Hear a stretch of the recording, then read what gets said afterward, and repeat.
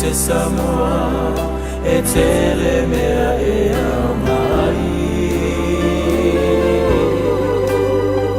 Le au te Samoa e au ngā fohi e whai ai vai. Le au te Samoa e fia i te ine matama. Le au te Samoa e te se ai I a wevanga. Le au te Samoa manai a tele I le vai. Le au te Samoa walanu ese mai. Le funga lau, sili ana la wiloa. Le au te Samoa. Le au te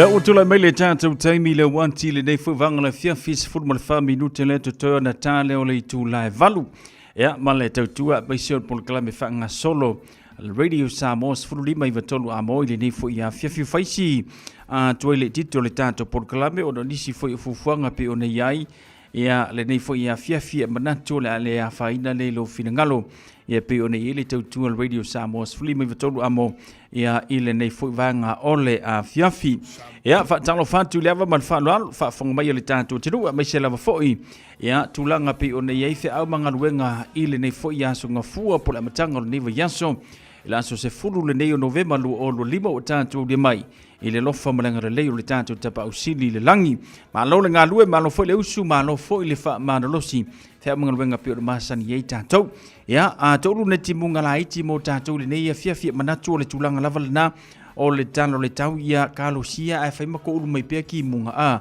le anga makua vevela o le mele o ei tātou mai se la o le wa tātou iei le tau o le mawhanwhana ia a sia ma woi se tātou timu uila le wo tuntilo atu se fulu tolu minute o natale o le itu live valu la tātou se nei tātou wharinga whapisi nisi lau tanu mai tau ia o na tātou se ero lei nei tātou wharinga mwhasisilanga whalau e tele a o le itaina le itu live valu o le tautua sunga le whawhenga inga pasta poni for the team o le tātou por kalame o le tutu le upenga i le loloto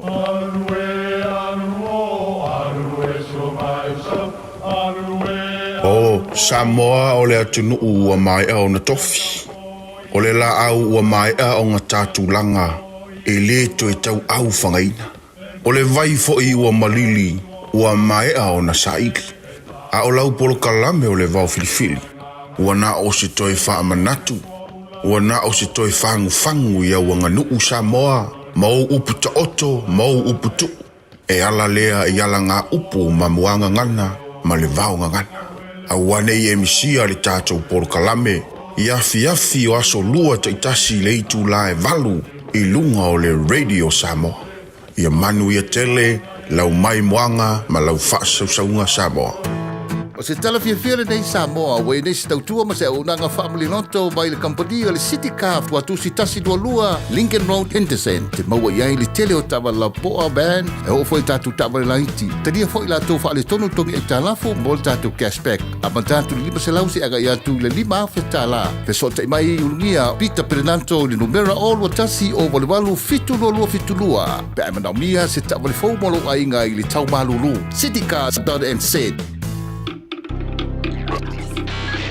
Tasi lima i vatolu amo Radio Samoa. Leo tula mai le tātou temile wanti se fulu tasi minuto na tālo leo le tu live valu mai ale tātou whaafifianga lea mai a tai longa i pule. Ea ona so le tātou whaasil silanga whala ue tele a ole i tai le valu mo le tātou por kalabe le tutu le upenga i le loloto.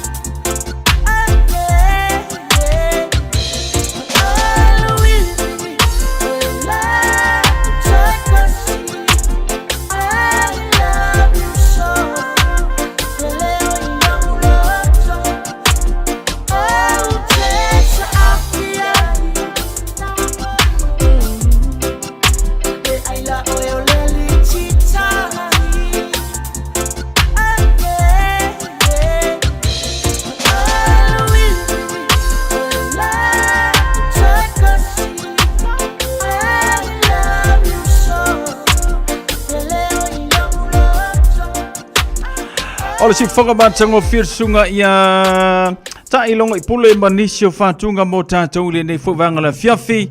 Whatalo whatu ia Rachel Sifa le mafuta mai lunga le tātou YouTube channel ma ola si whumanuia.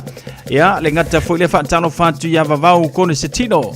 So whumanuia le mauma le tātou por kalame sina leo malo whaateli whatasi mai sina. E le tātou tutua meisio le tātou por kalame amata le nei whuvanga la fiafi. Radio Samoa Sflima Iwa Tolu Amo. Fitu minuto na tano le valu na ia ufasil silanga le tenu mai tau ia on ta leo le valu o le tutua sunga le whawhengainga pasta poni fonti ma le tato por kalame le tutu le upenga I le loloto.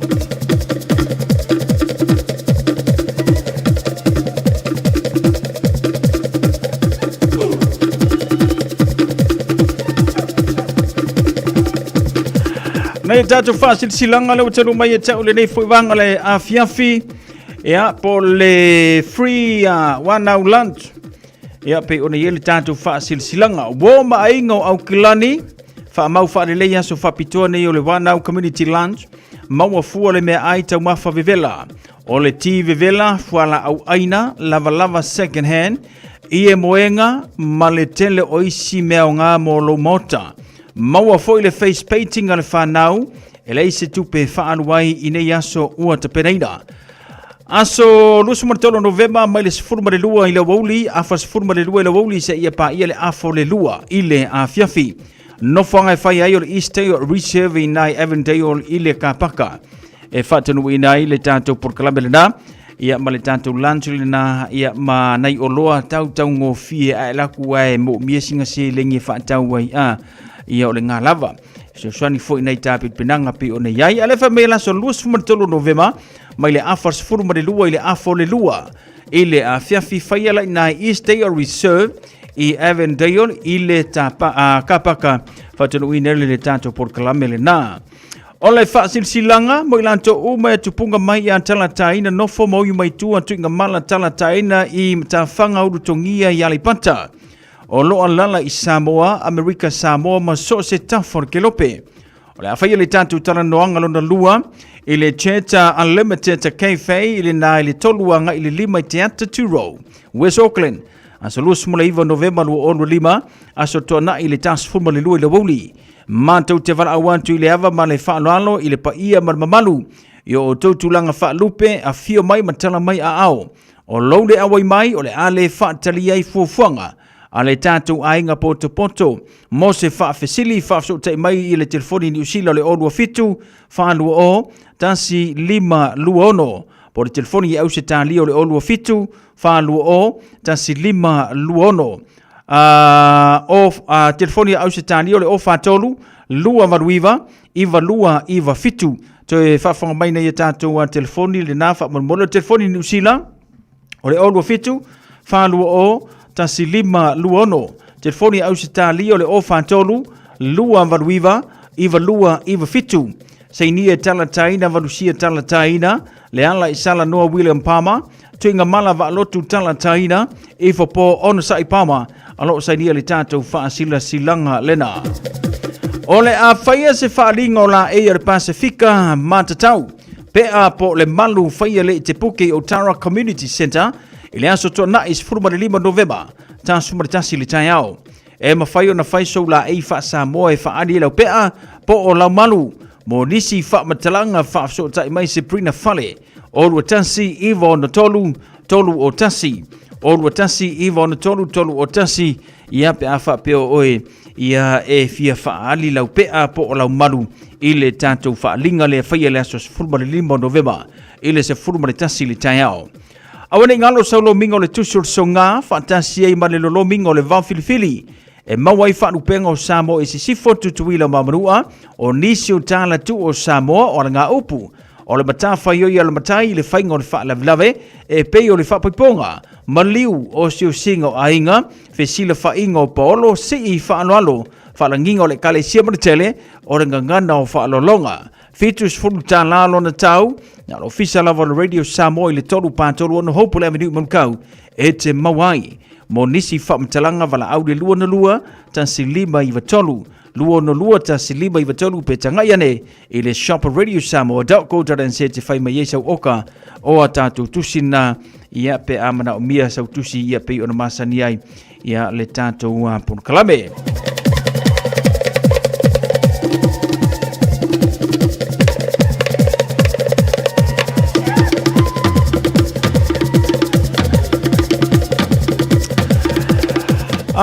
Le wata lua minute le tona tano le ore tu le valu ia ole tautu al sunga al whawhianga inga pasta poni fontima le tātou Port Kalame ia ole tu le upenga i le loto ia pe ona masani i tātou. Patalo fatu Loretta Roberts tu le tufunga mana si fumaruia mai Las Vegas i Amerika Jacopo Eti mana si fumaruia Jacob alofa tu mo e whawtele fata si mai le tātou Port Kalame i le nei fo i fiafi.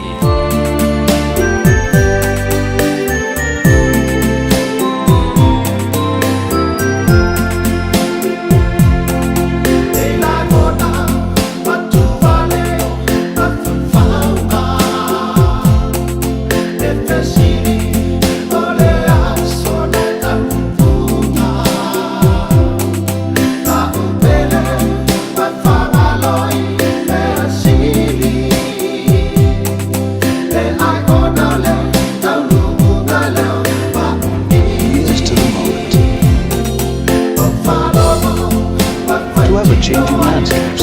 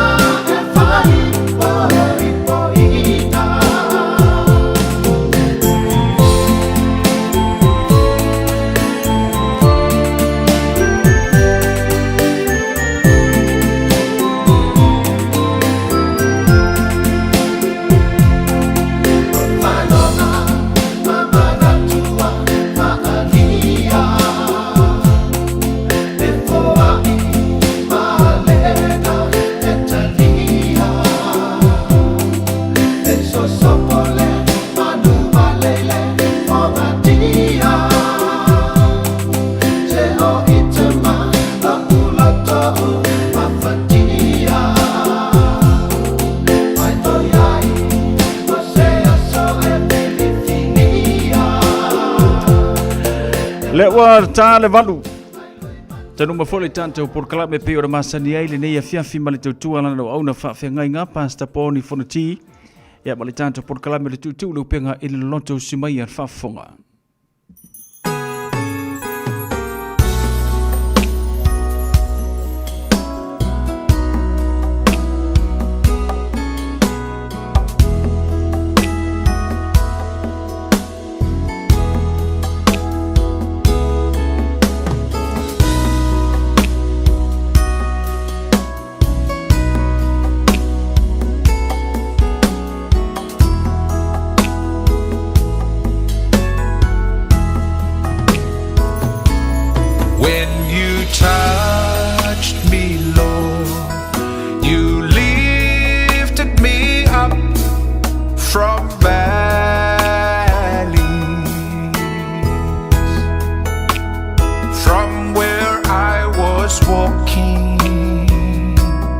With no hope at all.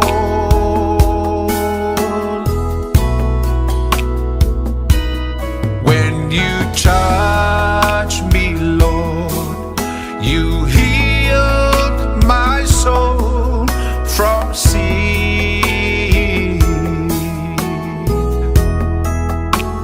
Thank you, Jesus, for your precious love for me.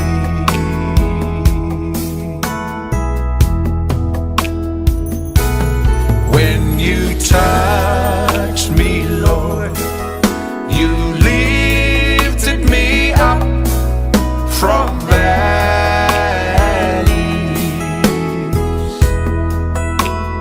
from where I was walking with no hope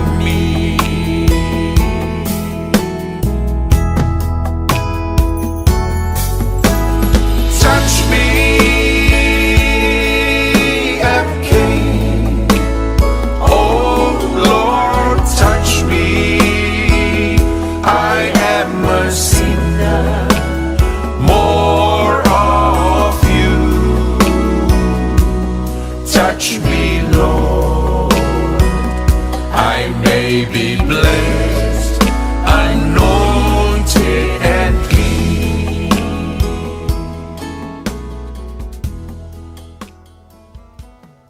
O mātou whaftai atu le tua I lau fio le nei fiafi. O no le nei fai aso mātango fie o mātou maua.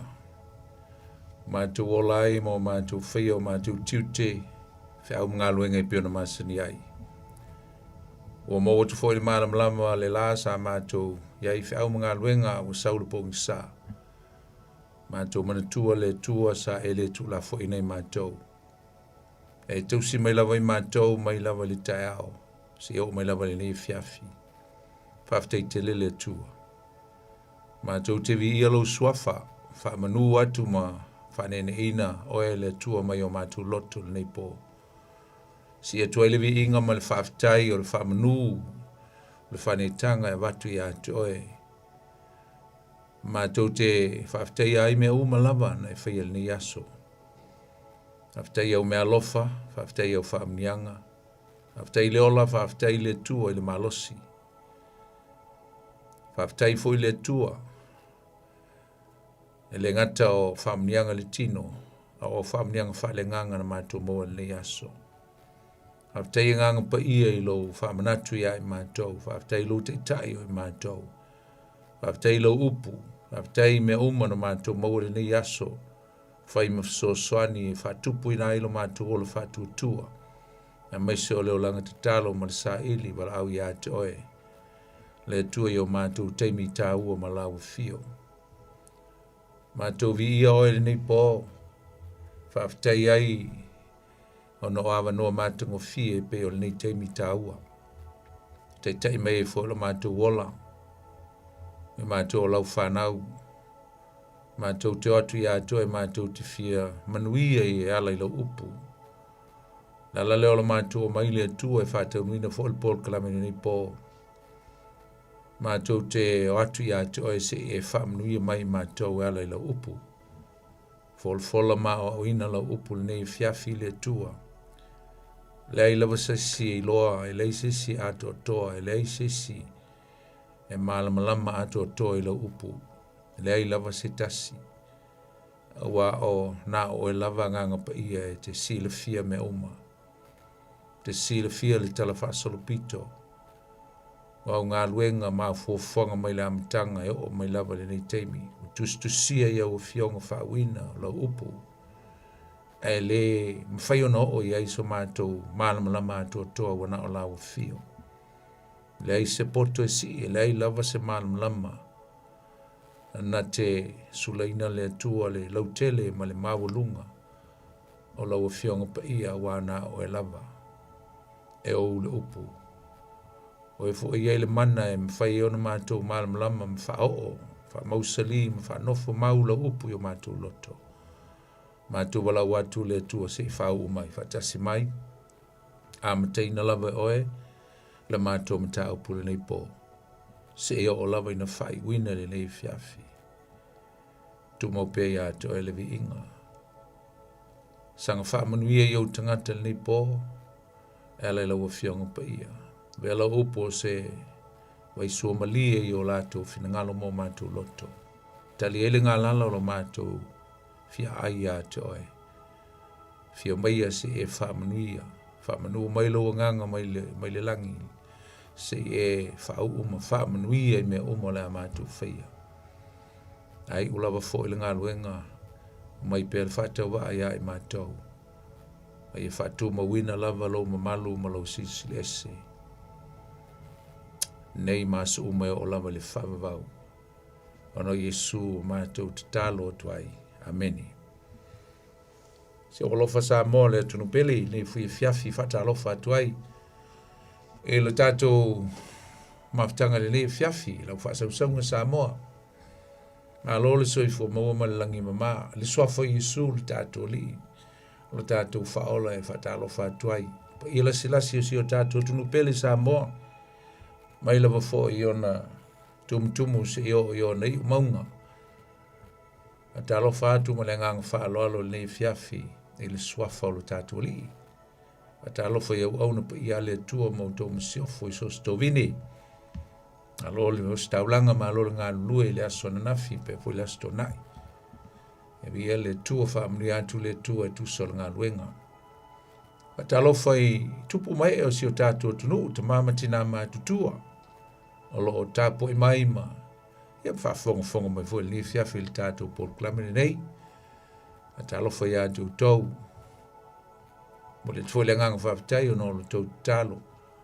Tau tāpo inga i le aso ma le aso. E vi ia le tua. Atalofa i le malu le tunu o lo whātau tolia i tonu o mauta ngase. E ngata foilea i o mauta malawa o lo whātau tolia ai i o no mai le tino. Alo whātu le tua pai atu le mana o lona nganga. Lona au whamaro lo ia toe si tiau maftianga ia whapena na mau se saul tonga ave lo moenga. Ave le inga i le tua. Lo fa le tua mwhamaro lo atu ma. So soni atu i nei teimi. Patalo fa i usom tu whawhene o lo mau maltatu por klame i tono whalpui. Ia el whapea fo ana whatalo fa i tātou. Au whenga aluanga ni nei po. Nisi o lo whenga i mtiu te mwhaiva. O lei fo e fiafi se i tau le aso tai au. Ia me se fo e steimi o nei po e lofa le tua. Ia mai anga luenga ia fo i atu fo i ainga i le. File mua le tua. Filo ai ma ainga vi le li. Patalo fa i le mamalu le tunu o lo o whapenao na. Ta apel nei ke lope i tua fia o nei lo langi o lo tātou iai. Ia ona o le tātou sa ili mnuia, sa ili malo, sa ili lumanai.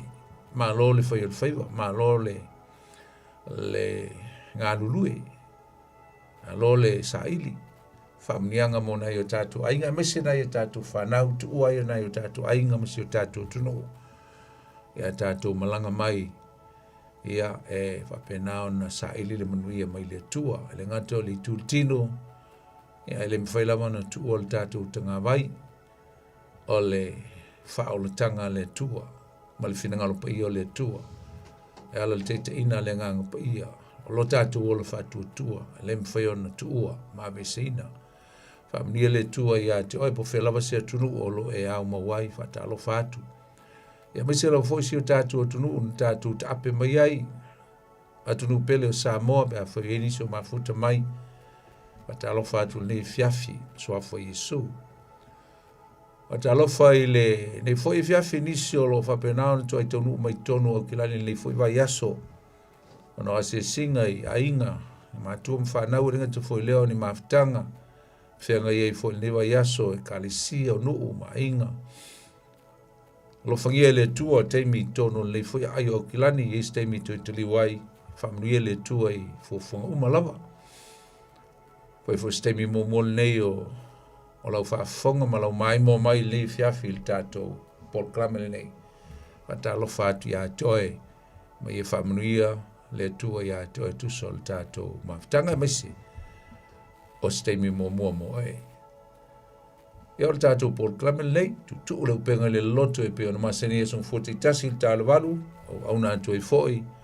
Lau to ona nei poni fonti si o foi stemi e le fiafi ia tātou tau mawai ia foi pelevi inga i le tua pata alofa foi sunga ia sau ma ngā ruru atu le nei fiafi vi ia le li ia o le nei fiafi o le a tātou saudi foi tātou te whalongolongo e le fiongo pa ia le tua a o ina le nei po ia le ngata foi lea tātou te whasoa ai mai foi so finangalo stemi tātou tufa ia i le manuia o le tua ala le sosia o lana upu. E le nei fiafi. Ia o se mali fo le tātou folonga o toi fo nai vai aso uma le nei tusanga. Ia vi ia lava le tua ta alusia o manuia me uma. E lau folonga ma le tātou whainga amlanga whare tausanga le nei fo i tausanga. Ia walata mai fo i le unga o le fo i tausanga vi ia le li. E alofa le tua te iatu lo o se fua mo lo tātou ola.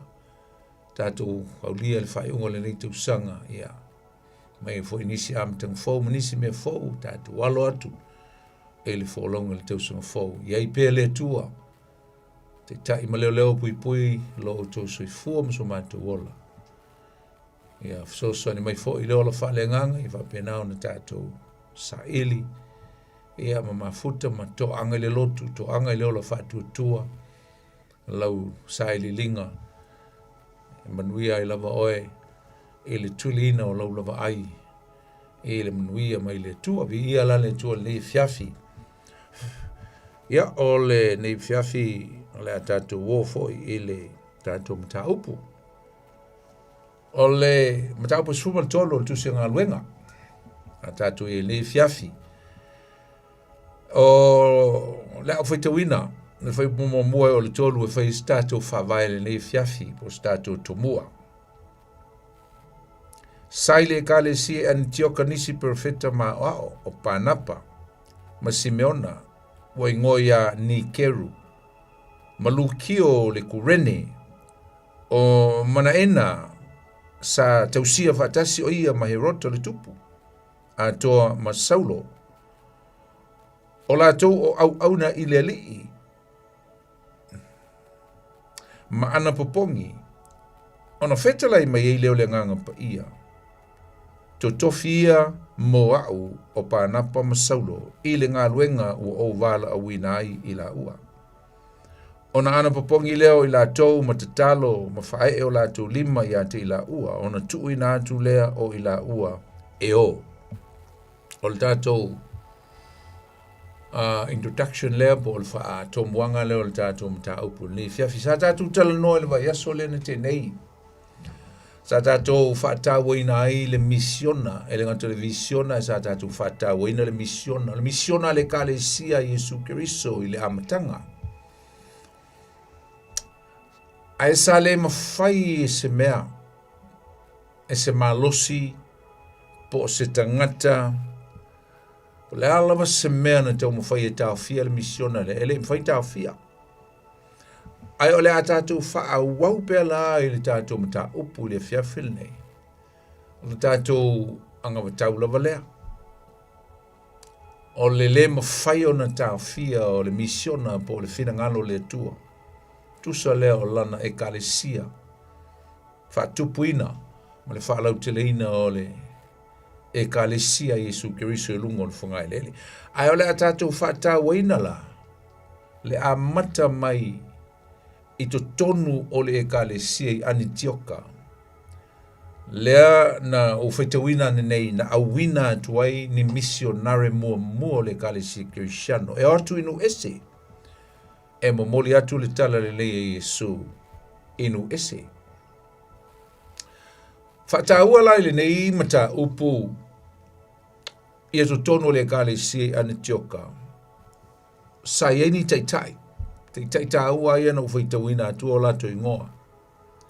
Ma nei tai o i lato ia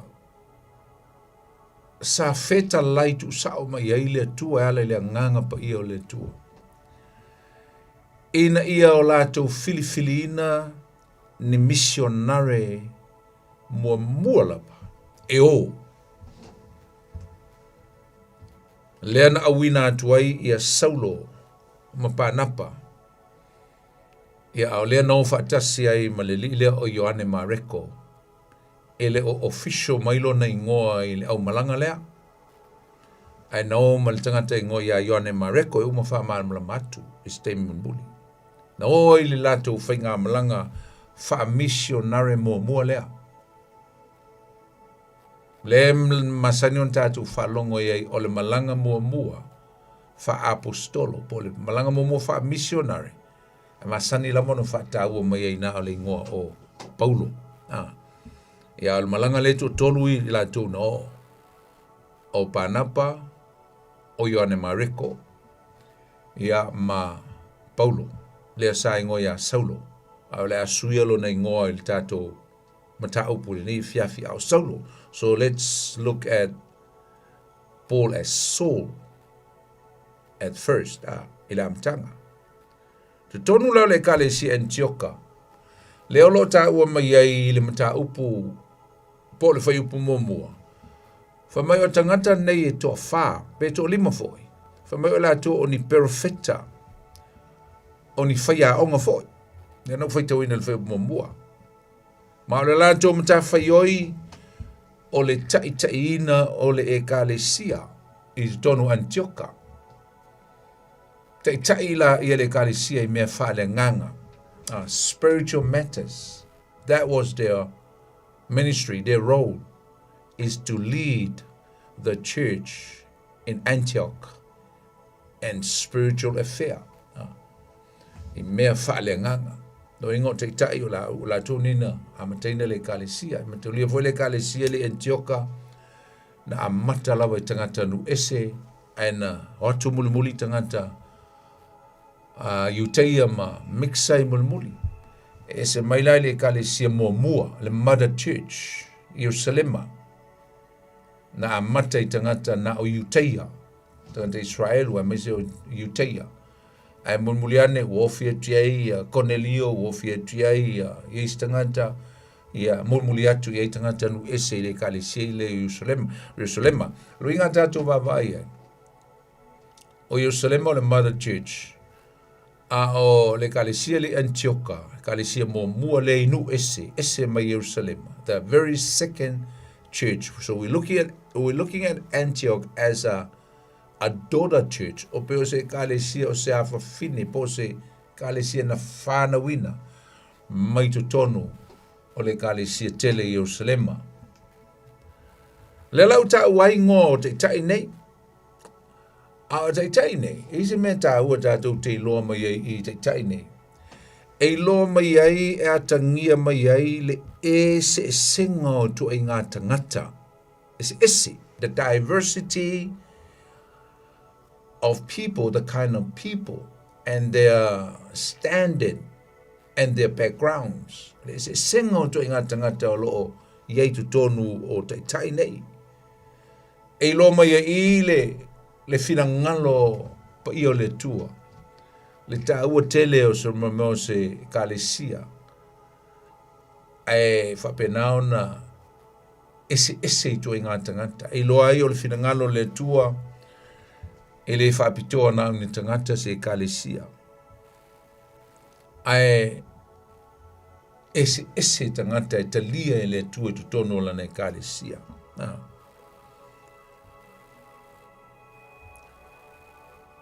O le ngomo mua o loo taua mai I o Panapa. Panapa lea sa I lona lotu tele malona whamalosi wale winga le ngō Panapa. The son of the encourager po le atalii o le whamalosi. Winga o le uputaua le winga le ngō Panapa o le the encouragement po le encourager o le tangata e whamalosi. Le sin ngona ye na le te tai e ese to inga tangata lo ye tono le te tai ye to lima o le tangata ngo ya Simeona Nikeru le ngolanga Nikeru ele ufa Britania o le Nika o le Nikala o le upu ave le tangata uli mai fori mo tangata Afrika tangata ululi tangata lea o Simeona Nikeru Simon the Nika. O le tangata lon tolo lo taua mai na o Lukio le Kurene. A iei fo le whamamonga whapea e sau mai Afrika I matu tangata lea. Ai le ngata fo le o le tangata lona wha o mana ena e whe mai e ieiso na so tanga I a Herota ane tipa le tupu. Ia pole atali I lea o Herota le sili. Li le tu la I malte mi le no winga.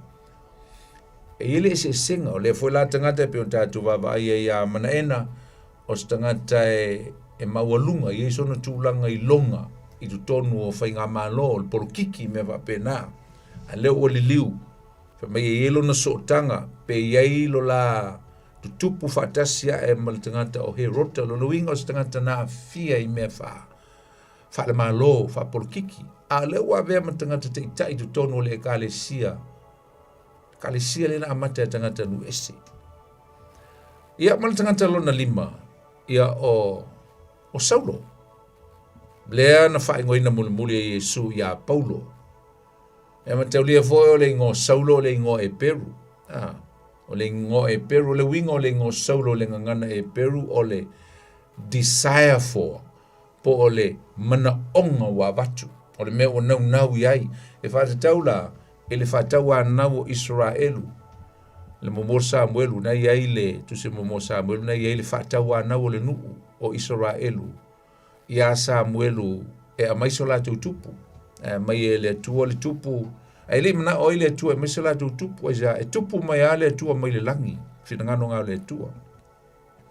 Ainga, desire pena, iai le mana onga po le nau le nuu, e au maiso la tau tupu, ia le na mai e le tua le, tali mai le tua le mana onga le nuu, mai le tupu, ia na mutua polonga ia, aisa, e leo le whingano leo le tua, oi, o Saulo foi le teimi o Davita, e leo Saulo lea, alanga e taipia tātou Samoa, ia e whaingoa o le ingoa, le singoa, whaingoa i le sikanga, le ala e whaingoa ai, ia le tātou tamale o Saulo, e le ingoa e Peru, e le ingoa o le tupu lea, ia malto tele foi o nisi o tangata, e ingoa i le ingoa lea Saulo, ia a o le ingoa Paulo, o le ingoa Roma, ia po le ingoa Nuese, o le ingoa Roma, lo na winga, o le winga o le ingoa Paulo, o le leititi, small or humble, lo winga o se amatanga i se me e maua lalo,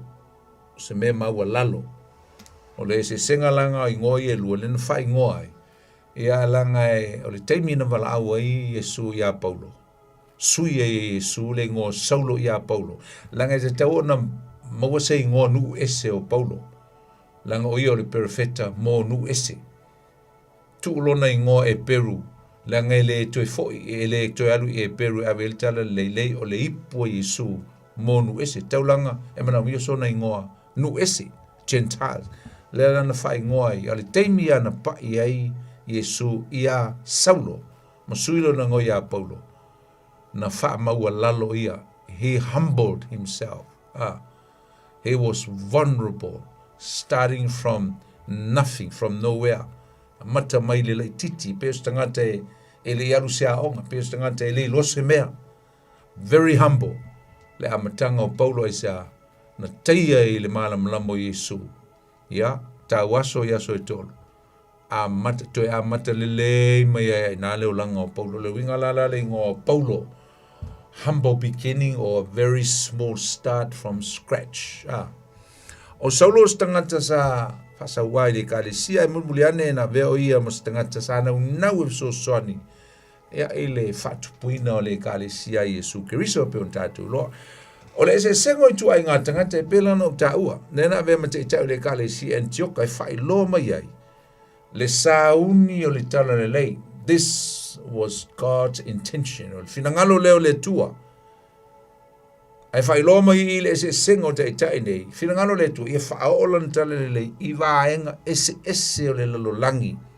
All levels of society, the community, people in the world, the gospel of Jesus Christ has to reach every level of society.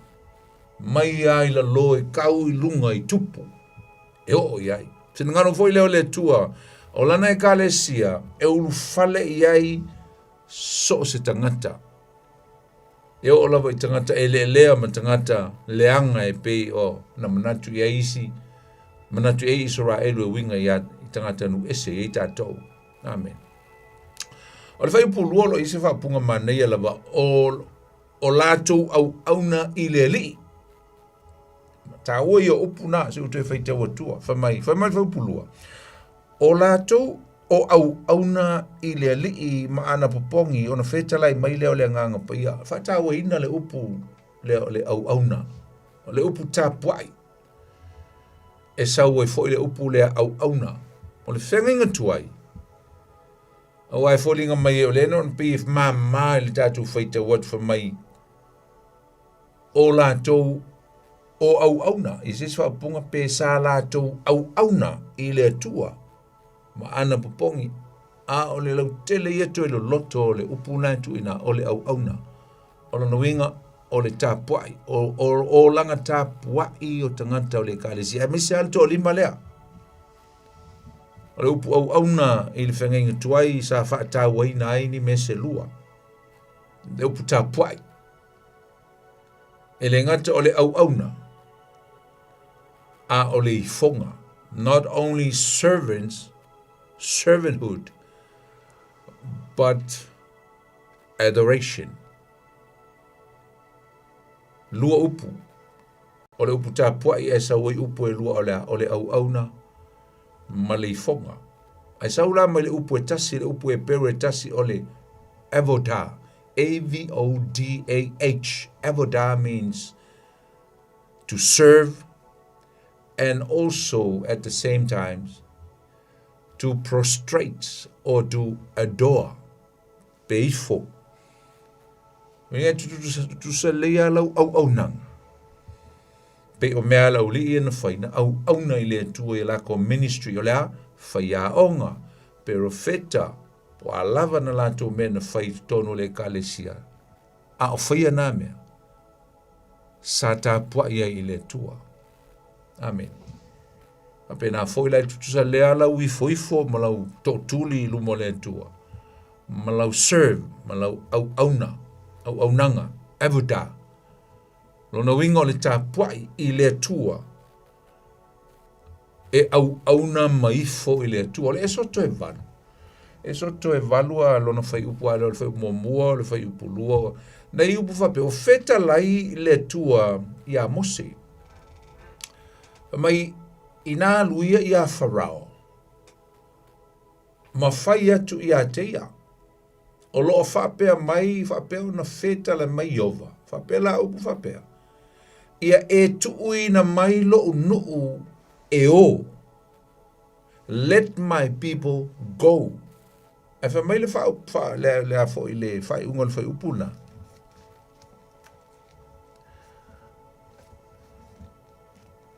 Wha mai ina ia o lato au auna mai ai ia tau, so that they can serve me from the wilderness. I said, may let my people go so that they may worship me. Worship me. I said, Samoa, ina ia la tu au auna mai ia tau. Ringa e whaelo mai i. O malama lea to ina Samoa na la tu fa Samoa ina la tu spaia. O le upu le worship. Le maneia ia e tu ia le upu au auna.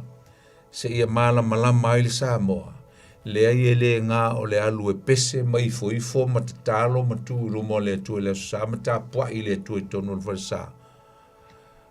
Ai whalea mana ia ina lana ngā luenga whatino i tu tonu le kālesia. Wal kele waka. E fia ngā leo e pepese mta pua i le tua. Ai le fia e lafo a lātou taulanga. Ma lātou se fuluai. Ma lātou peleti. Ma lātou taulanga onu ese. Ma ngā lulue i ngā luenga o le tu le tino le ngā luenga. Kwa i le mana malama i a le si Samoa le tau o le mole. Au auna.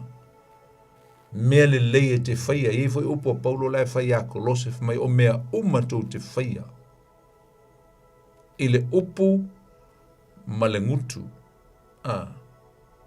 Ma le amio wha mai i le ngutu le upu ma le amio. Na, sa o ngā upu. Wha mai whaia ia vi ia i le tulupu vi ia. Do it for the glory. Ringo ngai ke whaia vi ia i le tua. I le a, i le upu ma le amio, me actions, me whai. Whengang whau le ngana fōi e leni e whaawinga ina ai le upu tā pua i ni awala fōi se lua. I le whengang whau lea. Ngana e leni lai lua upu o le latrio means serve. Au nei le tua, serve. Ia e whapea fōi le upu o le proskunio. Proskunio le nuinga o le adoration. Ia po le upu fo o le prostrate. Lo inga o le to tuli mai foto ele i le tua. Amen. Pe tau ne le luka e whalo no whai po e valu o lo whetala i e sul te mina whai e whaso songa e satani. Mai satani ia Yesu ifo mai. Whatu Yesu ia satani. ina alu ese ia o e i o tua. Go behind me. Awa o lo tu sia e te ifo atu i le alii lo o tua. Ifo. Prostrate. Wana o ia foi e te au auna iai. And only him that you must serve. Au auna. Mai fatasi wa e Yesu tau o upu ia o le ifo ma le au auna.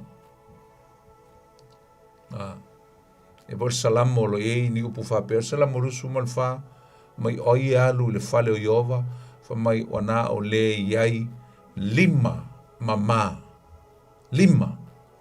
mama o lau au nanga ma le loto e mama e sau ai lau tapo inga fale nganga lima mama o lau au nanga loto e mama o ina e tapo i el tangata mai tutonu o lona loto tapo i fale nganga au tatu mawaila i li tau o tele o le foilele o le tatu mta upu le nei fiafi o le kalesia sa vivi na fa mai mta upu fa mai fa upu le mai le sa mai sa vivi ma ana pongi le kalesia ai afio i fole nganga pa ia ma tai ina le kalesia ina ia sauni ni tangata mo le ngaluenga fa misiona na e upu na fa mai totofia mo au pe fa upu lua ena iai mai totofia mo au o panapa masaulo ile ngā luenga ua ou vala au wina ai i la ua. Le sila me tatu te wawai e le fiafi usum tu whawhini. Ta ua o le fina ngalo le tua na control umai mea umai le amatanga o le kalesia. E le isao e se whaale tino, e le isao e se whaale tangata, e le isao e ni tonu whai tu au mani mea whaale tino. Sai lo le amatanga le kalesia le mati la tila. The will of God was stand out na mati la tila le fina ngalo le tua. Ta inga wha le tua, e ala le nganga pa iyo le tua na whaia me uma. Na ilo le ta ua o le fina ngalo le tua, ele me tau o le ia sao ma le lei ato o toa me uma e whaia tu tonu o le kalesia. E le i whaatanga ina i le tua, se wha le tino, ma se wha le tangata i wha unga e whaia le tangata. Amen. Ta ua o le sa ili i le tua i le tatalo, vivi ma ana pongi, e au mai e le tua, le awala e whaiai, because he himself will guide and give directions regarding leading of his church by his leaders, so that leaders will seek direction from God, seeking the will of God, not the will of man, but the will of God. It is very crucial. Ta ua o le sa ili o tātou i le atua. E a mai e le atua le ta inga i tai. Ai le whaia ni a tātou manatu po ni tūlanga o ni whai unga i mea lae ma nei e le wa ai le tangata. Le anga o le wha le tino, ma le wha le tangata, ma le wha te moni. Vave e o na sao tu tono le kalesia. Pe a le lava le sa ili i le atua. Ma wha moe. Rely on God in every matters, in everything in the church. O le whaapunga la le fo te sau le whaapunga le whaapu e tolu ea. O le whaapunga ngai au auna i le li. Serve God. Serve the Lord. O lona winga, o nei te tai e to lima, o le kalesia. Watui na winga na watui na tu ato toa i la tau i leo langa tapuai. O leo langa te talo, leo langa anapongi, ia and full dedication. Ma le tui na atu ato toa la tau wola i le li. E au nai. Ta ua fo e la anapongi. Anapongi pe o se mea masani ai. E masani le tatu te whaia le ta ua la anapongi. Tatu te sa ili e le tu e pe fo ana whaia tangata i uteia. E whai lo mai e le anapongi le tangata i uteia. Lona nganga wha maua lalo i luma o le atua e sa ili ai i le fina ngalo le tua. Moia. Humility, the humbleness before God. So when you fast, and when I fast, we have to humble ourselves before the Lord, seeking His face for His will and His direction. Me ngai lena na pongi. Me foi le na pongi ke le na pongi alu ka la i lo na pongi ma. Fa sila lo na pongi ma. Fa saurungo le TV lo na pongi. Le ai ole me fa lilo. It's a secret things. Se vang nai o wala auni ana pongi fai fatasi se mana onga fa pito le ka le sia no to a ali leo le fa ilo le nei meo ana pongi pa fai fatasi. Ana pongi oia o lau mea lilo nai lo mo le tua. Secretly you're seeking God for your own goodness without boasting yourself and I'm fasting, o leo kia nga pongi o leo wan masangi nga ke leo iska kai mga o fa ali lana ana pongi mai Yesu la o forsayo le fa pe nga al fa ngol mo lana pongi tolo lo tu le manu mo fai fa lilo ai fa ali le tua o na fua sa manino le fa tununga le nga pa ina ia tu eseina la ulia saulo mapanapa mo le ngā luenga wha missionary. Whai lo mai ai le tau o tele o leo langa vala awina o le tangata. Vala awina o le tangata. Our calling from God. Mai le atua mo lona fina ngalo. Esa sa le I filifilia le ka le sia. Po ai te tau o nalu. Le ai sa filifili mai le atua fa mai ia o tau filifili ia o panapa masaulo. Matu ese la ua moa. Ta pena masauni la ua ina ia o. Na ile fa punga foi fa pena fa pea ile nga luenga ua o vala awina ai la ua. E tau mai ai. Before linga mo se me ua umana fa ta tia le por kalame le tua. God already lay His strategy, His plan already set. E mana umir ni si o e fatino. O bang fata tia le tuala na por kalame.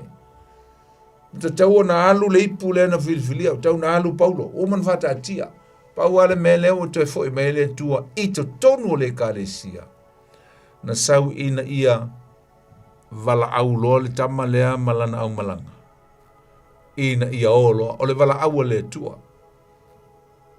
Le na mafuai ona toe ana popongi matatalo. Ma fa popolo I malisi ministry le laying hands ma fa atu lo I o lato lima maolo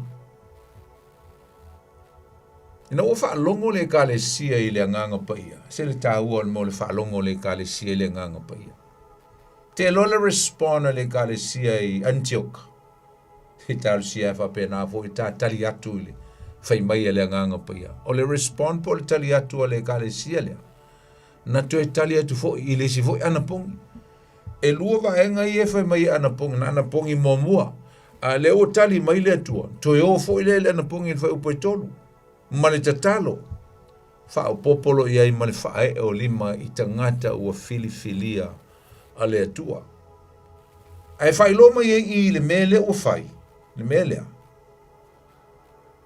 le tutu fatasi o le kalesia ma le lato lango lea I le awina atu o missionary mo moia their support their agreement they say yes we agree and we are set to release you to the ministry or to the mission field of God. Amen. Agree. If I lo mai I me o fae lima te talo ana pongi agree fatasi le kalesia maletua. Fae lo la to lima I au na. La lo winga fae o lima fae ina I o la to le ngato le agree o la to loto ai. A o le tu ina to fa manuyanga ma le tu ina to loa ia o mole fina ngalo le tua. Call for the ministry of God. Fai lo mai le lango ina ato toa. ele e ka le sia o le tui na atu o pa napa ma saulo e o le malanga wha missionare. Ia ma watu e ama ngi kama o mareko. Ia tātou te lo muli mail me o le mela le tau o le whaletino. Mal me o le so ngosol tangata ave ai li whai maile tua. Not officially from God for John Mark to go on this journey, on this mission trip. Not official, le official maile tua tau ngāru alal menga iei ngā ola uria maabe. Ia ele meng tupu le awala tātou te o te winga ia John Mark po ione mareko. O loo iei se whapunga whapea fo ele whapea ua le o tu ina atu whamai o tu ina atu roi la ua o. Le whapunga le, ele whapea ua iei se mea o whapea ia o mailonga o mago ke le koe mga o mia o rua. Ele se me whapea fo ele o whatea ese la uria whamai o whae elima whai ia o loa. Ele o se me whapea ia o loa awangi ilua koe o mau ki ngā whai maka ia o loa. De ai. Ai o le tu ina atu o ila ua e o a olo o iai le lango ma le loto ma le lie o le gale sia i le la ua malanga. Malanga atu e whaia le ngā lue ngā le atua. Amen. Tā ua teli. O le whai upo la e whae o le whai upo suma le lua. Te loe whai loanga i mea o ngā yang tatu maua mai le vaenga le whai upo moe o le tolu. Lela a toli tu la ai ngā le tolu a whai upo in tatu al noe ne ilo mai ei. Le matua tele o mea o ngā e mo mai i. Tātua o ina mai ele tā ua o le o langa te talo. Whaalua na ana popongi winga tā ua o le ana pongi. Whailo mai e foi lea nganga pa ia e ta ina i tā tōu i mea uma. Ai le ngata foi lea o lea tua e whaia pūlenga. Ma le tele uisi mea. Tā ua in tātou mo mai whai. Na whai upu ai e tolu. Al whai upu la e wha. E o le whai upu suma le lua. Le la ua mei. Ne la ua o. Wo i selukia. Na whai mai le whai upu e wha. Mai ao le nei. Ua awina nei tangata i lea nganga pa ia. O na o lea o ila ua e selukia. Selukia lea. Selukia o le taulanga waa. Po le wafu. I le na pu e ai le waa. Ale au malanga. Ia e malanga i le vaenga mua o lo finangalo le atua i le tau ana mua. Whai ai le ngā luenga fora le tala le ofea o Peru. Nai pipi e na whamai. Le nei wa wina atu tangata le ngā pia o no leo i la ua i selukia i le wafu lea. Ua fōlau atu nei lea mea. Mai whea? Mai le wafu i le waa. A ua fōlau atu i Peru. Na. Ua peo whai upo e wha leo tātou loa ai. Ele i opa napa saulo ma mareko i le mea sa la tu loto i ai. Ai na o le ta inga le nganga pa i o le tua. Sa a mata le la tu ngā luenga i selukia, i le wafu, o se taulanga o vaa, ele i se folfola ino le upu ina, o le taulanga vaa le Antioka. Na o le wafu, ma o ilo ale taua, o le la o ese. O na la tu pu e i leo le vaa nga i Peru. E se me taua i o te fia watu mo tātou. O le winga o le ingoa lea o selukeia. Po le wafu. I le wa mata ai wa. Ready, we're excited. Ele tolu le la o no le finangalo le tu. O le tu le wafu. Le la tu lo se lunga le va. O le winga o le ingoa o selukeia. O le winga. Fa Britannia. Shaken. O winga o le luluina. A o le luluina le, fa mai ua luluina shaken by waves. Fa mai o le luluina i ngalu malolosi. Le winga leo le upu selukeia. Amen. E bifo linga mai ai la wawa ai le taha ua te leo le amtanga o le ngā luenga. Missionary mo mua i o le kalesia. A le amatanga. E pe, it's look like this is a new wave. O le ngalu fau lea, ne a fati mai. O fiu tangata e ola le tu la fono i uteia. Fiu tangata e ola i mea whapau pau, ma le o langa ma le history nga o mai e Israelu, ma le lalo langi wha Roma, lalo langi wha Papelonia, lalo langi wha Persia, ma me tai, lalo langi wha Eleni, A leo sauni, this is a new wave. O le aluatu le ngalu lea. E lulu ina uma talitonunga ma whatuatuanga ma mea pōngi sa uma i le lulangi. Leo le aluatu le nganu fau lea. O le winga leo o le wafu le mele i le taulanga waa lea. Selukeia means to be shaken. But shaken by waves. Waves o ngalu. A le la a mua atu le ngalu lea. Po le tala le leile la o mauna le tua. E mua I kuperu. La se ta ua kuperu. O le ai tonu ale e sauel tangata le ngoi a panapa. O I fo I e le si pito le lile o Ioane Mareko. O lona ainga tama. E sauai Mareko wa fo I e tausonga panapa ma Ioane Mareko. E tausonga. O le ainga tinala le lile o Mareko o Yerusalema. Mantua fo le tata ua le vai aso lente nei po le vai aso tontua. O le tina o Mareko.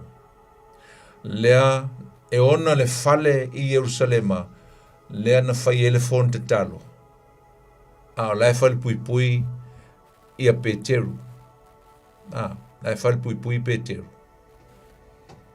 Te tala lo Peteru le angiru sau I le fale o le fafine le ngoi a Maria. A o I o le tina o le lilea o Ioane Mareko. A o lona a inga tama o I le mele o kuperu.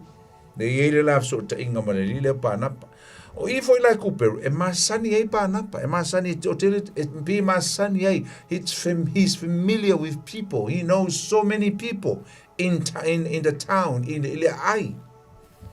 O le ai mo mua lava le na amata ina ai le ngā luenga wha missionare mo nu eso, le si le mea le yon taua, le nu lea o kuperu.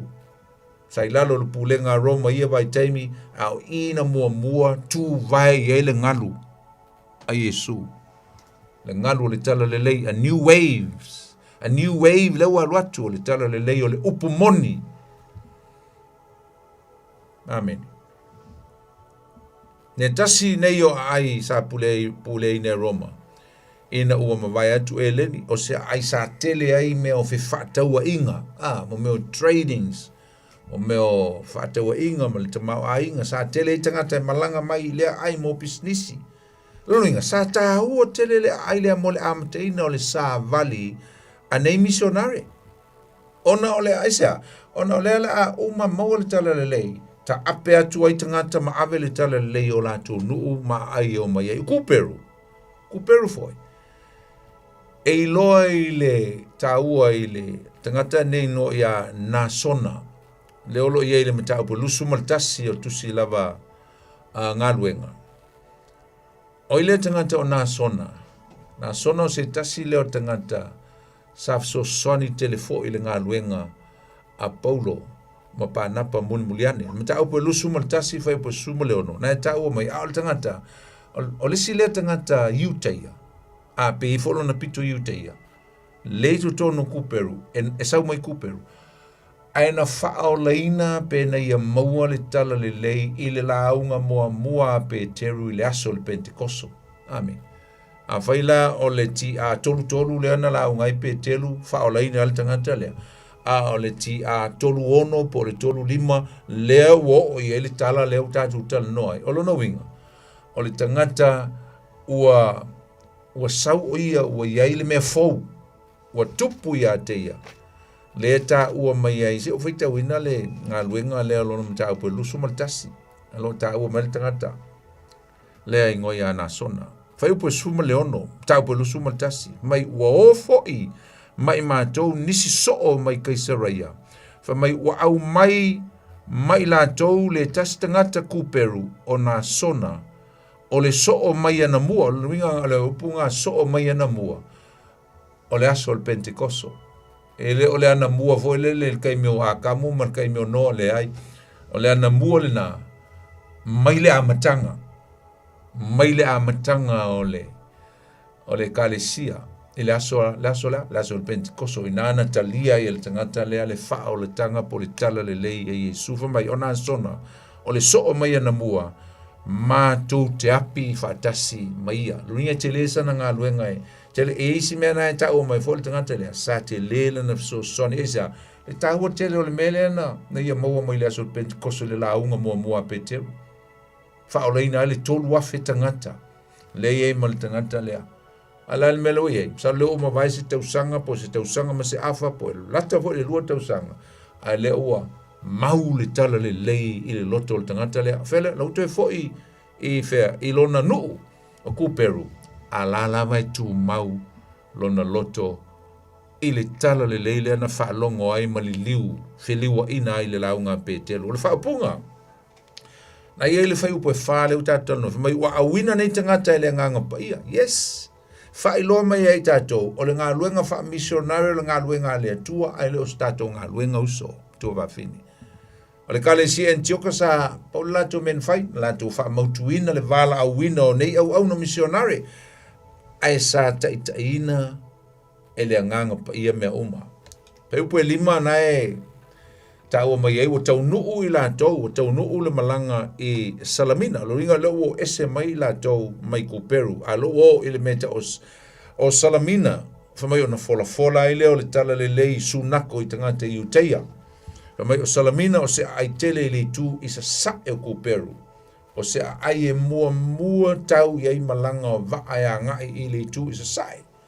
Mai le fa upo e lima se o te fitawina. Fa mai ua i Salamina o na la fola i leo le afionga Iova, ale atua, i sunako o tangata i Uteia. Ua au na foi Ioane i a te ila ua.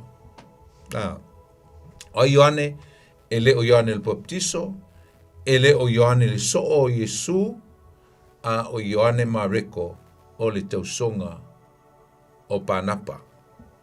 Amen. Upelima. Lela ua o i Salamina. A ise mea ta ua le ta ume o sunako. Whamai o mua alu Paulo o Paulo Panapa ma Mareko ifea i sunako. No atu fo yo inu ese o ku su na ko tangata yu te ai mele ki ai lo nga ka o ko ai ho tangata nu ese ai se meta o tele tatu te lo mai le alofa tele le nei tangata o Paulo yona tangata yu te yon tangata Israel. Paul is still considering his own people as pearl in his heart. Pero se penina i lona loto ta ua o tangata i Uteia.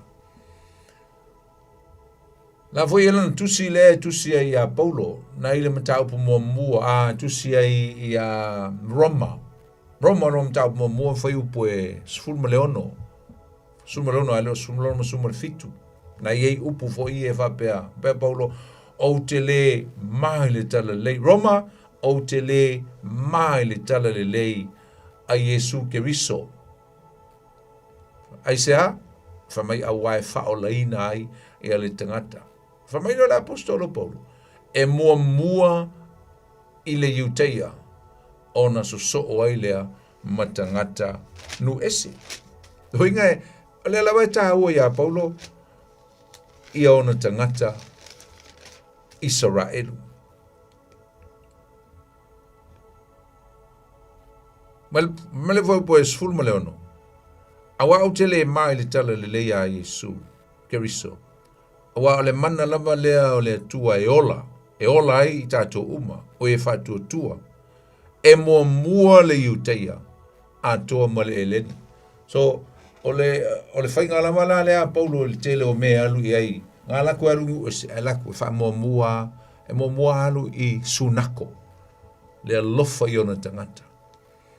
A te elope tawa i waise suna kon tawa i lau malanga por malanga lona lua e a Paulo i se mea tawa i tangata tawa i tangata Israel pe kuli vafa tangata Iuteia ia na alu lo leo Paulo ia fa tino lo langa mission po lana lona o langa valawina i tangata nu esi e mua i tangata Iuteia.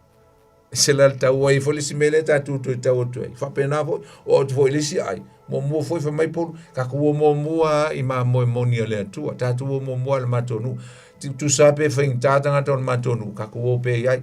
mo pe ai aka ko le ka ai me ka ko ka ko me lo ka ko le ai e me lo tu moenu ese amen ya lena utaua nei oi Ioane le ta tu rital no ele fa mai o I le nei lo ai wa au na Ioane ia ila o Ioane Mareko le ila na tusi el tuspaia wa tele o tangata se le tusi le tuspaia fa mai o Ioane le sopele o le Ioane le apostolo na tusia ia isi manatu o Ioane el baptiso tusia el tusi le ale evangelia Mareko ele o Ioane a o Mareko Ioane le baptiso a Ioane Mareko lang o Ioane Mareko ale fai ngo mai le evangelia le o le evangelia a Mareko ele o sesi o le ulia o Ioane el baptiso po Ioane le sopele le uso Jacopo le ateli o se te yon tusia Mareko le ai o Ioane Mareko le tangata le lengta tal noia neia tausonga o panapa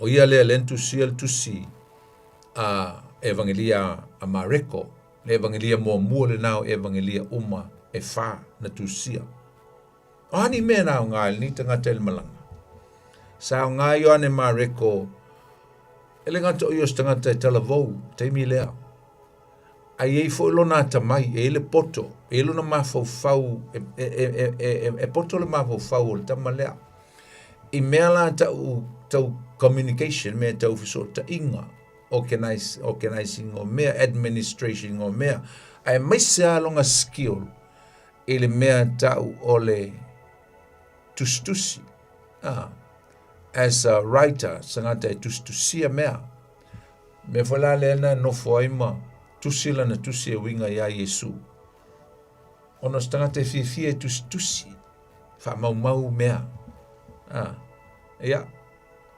lena ola uli ia o luka mamateo poro mai ai ia fa punga le tangata le kusi la evangelia awanga mo tusi le li le Ioane Mareko isa tangata songsonga ainga maua mai la information le li le mai ai mai a Peteru ia mai si source taua na maua mai ai o le so na maua mai ai le na tusi Mareko ia ali le fa fita au di foi le na tupu muli mai il tusingo tusi ne meta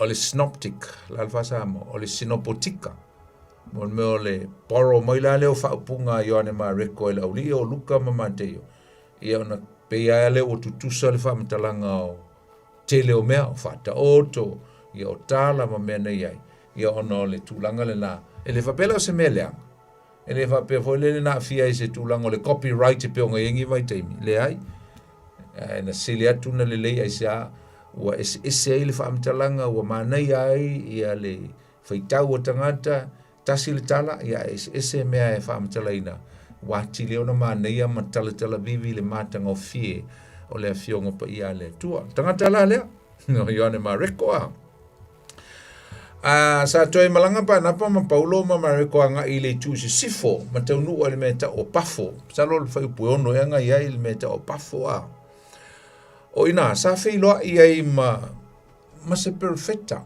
o le tangata iuteia ai wali liu I me fa pau o ia o se tangata fai me fa taula itu sorcery o lona ingoa e tau maala I lona ingoa le ula vale o lona ingoa fa mai o pa Yesu fa peritania pa Jesus o le winga o le fa punga le pa Jesus o le atali o Yesu tatu te fa mtalana li la vanga na alela ile le mongo I tonu o pa fo le ai ku Peru e pule Roma ma o se o ngā tonu I tu matapua inga tupua fa Roma e au fia ili tel tonunga o le ifo ile la o le masina o fitu me uma fa pena o le ilo ai la o tangata e tel tonu I mea o me fa tau laitu e le o se me fau I tonu le ailea aisa o se masani sorcery is a common problem within this powerful city city le pafo I mea tau whaatau lai tu. O le tangata la le o pā Iesu. Le whai mai il whai upuanu, whai mai o la tau sopo atu le motu o atu I pafo. Wa iloa I la tau le tasi makoi. Makoi. Magician. Ringo le tangata whai mea whaatau lai tu. Mai o le perfecta pepelo. O le iuteia. O pā Iesu lo na ingoa. Sa iei o ia ile. Mai sa iei o ia ile. Sui kone sula o se kio Paulo. O le tangata whautauta lea. Ia, le nā. Se kio Paulo. Wha mai o le sui kone sula o Roma. I tu tonu o le ai lea o pafo. E ila le mele tupu. Na whaalongo loa ia le sui kone sula lea o se kio I le tala le leipo le sa vali missionary fou I woi tonu le ai. Ami loa e fia whaalongo iai. E fia whaalongo le mea fou le pe po se mea fou. Po le hale mea fou sau. Aina tau mawhaile li lea o pā Iesu. Ina ia awane I maua se avanoa. Awane I maua se avanoa o le sui konusula. Ngai ke o li liu ke o sui le sui konusula. Ona le to e maua le o ni ana tupe wa ile pe fodinga e maua ianga. Ia langa living. Ianga mea whakaula iku maanga mea pepelo mana wawenga pepelo I e whaile ai makarikongo e ama singe kusu konsula. Atata mwhaila le lile awane. Ai ole mea lana tupu. Wa le pela onu tau ole winga ole ingole lile o pa Yesu. Ole atali o Yesu. E tai peila o se ingoa fai. E mogri. I se kai pe o se ingoa fo lele. E fai I a Yesu. Ele o se mele lei fa mai o le atali o Yesu. Ele o se mele lei. Na mafu ai o na fai. A o le mea e pe fai e le li le Yesu. A wa mea uma e fai el tangata lea. O mea te e a Yesu. Ai sa langona la e Paulo le tangata lea ma na me fai mo na winga. Ma lea nganga le i el tangata lea. O le te e ma le fai. Ia ma le tau mwhai e pupuni la ua ina wane I mose la wanoa I le sui konsula lea. Ma o lea la sa fola ina atua I e Paulo le upu e whaasa o ai ia le se tele o le tangata I uteia lea. Malona tali tonunga se o lo nofo ma le nei tangata I uteia. Le pata to whapea le tangata I uteia whaawalewalea lea. Ua tele ai tangata o li liu I mea whaapau. Ono o mea se ma mea pepelo le li lea. Nā lo tau whai fitu. Le tangata lea o se kia Paulo le no whaitau ina. Ia le nā. O le a fo I tau o mele tangata lea. O le tangata e whainga luenga mo Roma. O lono winga na te waia mea whako wana o le malo Roma. I kuperu. O se tangata e tamai. Ai sa nau na te fia I loa po le a. Le mea moni wha le nganga. So he's still seeking and wondering for the truth. Le sa ia wala au I Paulo mpa napa mamareko. E o mai manlatu tala leise I whalango longa iei. Se me matau tia la ia vai teimi. Le iei o tangata mauru lunga. O malo e fie whalongo le upo le tu. E uile. So se mea nga lua ele nganga o le tua I tangata mauru lunga nei. Ia ma so se vaenga o le society. E iai lava le nganga, whalawe ma le nganga te. E ala mai, pela le tangata lea, e ala mai vaenga I sese. Ia o I keisi lea, e ala mai le tangata whai mea whaatau la itu e pela o le lile o pā Yesu.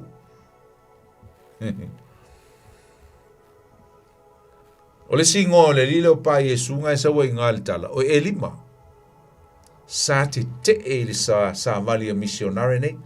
O lea sa tau mwhai e tau fia se awa noe whaalongo al konsula I upu. O le tala le aisa. Ina te ua I loa e le konsula le memoni. Ia ona mala I leo ia mana me I e whai. Mai o le me fwoi tau te wawai. E fete e na ila na o onga ma lea o onga a Yesu. Ma le tala le lei. Ia o le mela atupu ia ia mana o onga. O le a whai a ina ma le se toi fia whaalongo iai. O le tangata o tangata sa tula I mai te I le mea whaale nganga. A o sa ili ai tangata I le mea moni a winga ia Yesu. Sa I loa ila. O le te ia po le tau fa le nganga foi po le tau lo tatu fai nei usum tu va fini o se tau fa le nganga ai le fa le tino. It's a spiritual warfare that we are facing today. Not a physical warfare, it's a spiritual warfare. Ka so te lo mai il tangata le o pa Yesu mala na mele fai. Tom fai le nganga o le tu nei fa o le tala le lei a mau tangata mauru lunga le malo a mau tangata tawalo fai ngo fie le upo le tua. A tele ni fai pule Samoa e mat tau le tua ma mau le ami o tonu ma fa o leina o le seki fo le ngā o le malo Samoa fa pena fo New Zealand ala le mele ai e tau mawhai atu ia le tu fa le nganga ia e te e mai foi le malo le pong sa tatu te loa lava le tele o malo la vea i New Zealand le fo ka wo i Samoa le tau ave ese o le ingoa Yesu mai te talo ma me fa pena.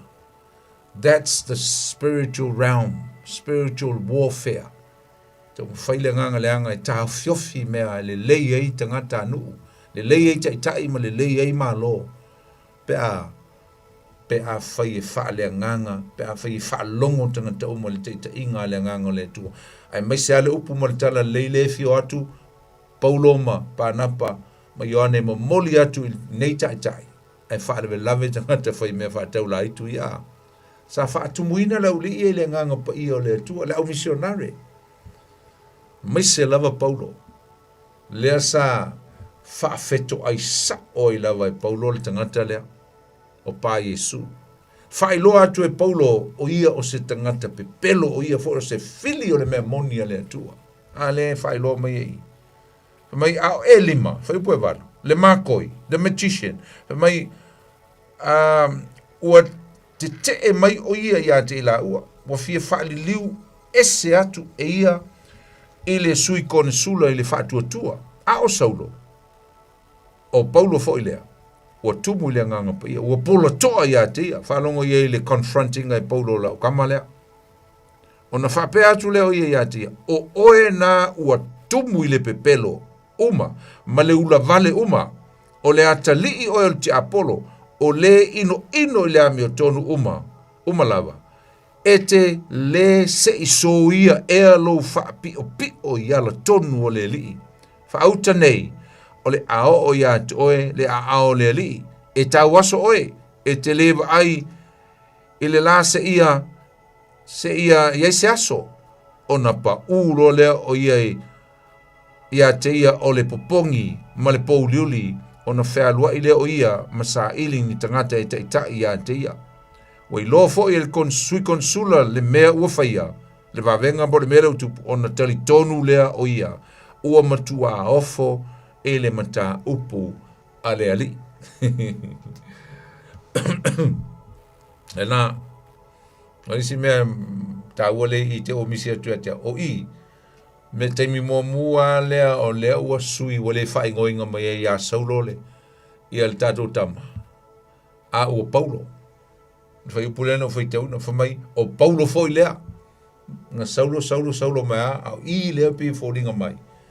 Wa amata i ona vevela le ia o ngā umu o le tama le tua ia Paulo le oingo ia Paulo amen whaatumuina Paulo le nganga i loa ai o ia te ele pule ato toa le tua e fola ai le upu fola ai le tala lei tali whaatali Paulo i lona whai atu i le li le oio le atali o le te Apollo ai le oio se atali o Yesu oio le atali o le te Apollo sa i lole leile tau whaasese ma le pepelo ngā luenga uma na whaia e le leo e lima po pa Yesu le se na ingoa e tusa ma upu a whaia tu i Paulo i atea tu malosi Paulo e whailo atu o le taua wha le anganga e te tau na wha tino i le loto tele e leo le palaai the spiritual fair we have to be courageous we have to be strong and have faith in God so that we can stand firm and face the reality of the spiritual battle that we are facing every day. Taua whale nganga o lo tātu whengai. Ana ia le whaate inga lea mai Paulo le palai. Eisa, o le fita po le tangata tau le tua, le fefe, le palai. Na mi le tautal sao. Le o le tautala wha, o le tautala e whaafia le tangata. We need to speak direct. Rebuke te apolo ma ese. Whafua sei lava lao na o le tangata le tau waso. Le tau mai, o le malala na o le tau waso, ai le tau waso Iri tau waso ia tau leoti. Tai pea o le melen tupu ia Paulo. Pea o seata o le melen tupu i lala i tamaseko. Le o fai e Paulo lau tamalea. Nanga o Paulo na iloanga tau waso. Ngai loa e Paulo o ia le tangata sa tau waso wha le nganga. Alen sau le tua taia le malama. Tolu waso tau waso i Paulo. Ale o fai e Paulo i o le vavenga. Temporary blindness le tangata lea. Nanga tue pupula lau kama lea. Ale me folen tupu ia Paulo. Tue wha pupula aisa. Mana o mie le rile. Mana o mie le rile o pa Yesu. Se tangata wha le nganga e sau e wha pupula o na mata. Si o na iloa ai le mata utia ma le monio le tala le lea Yesu Kiriso. Pe a Paulo. Sa pongsa. An sau Yesu wha pupula o na mata. Na.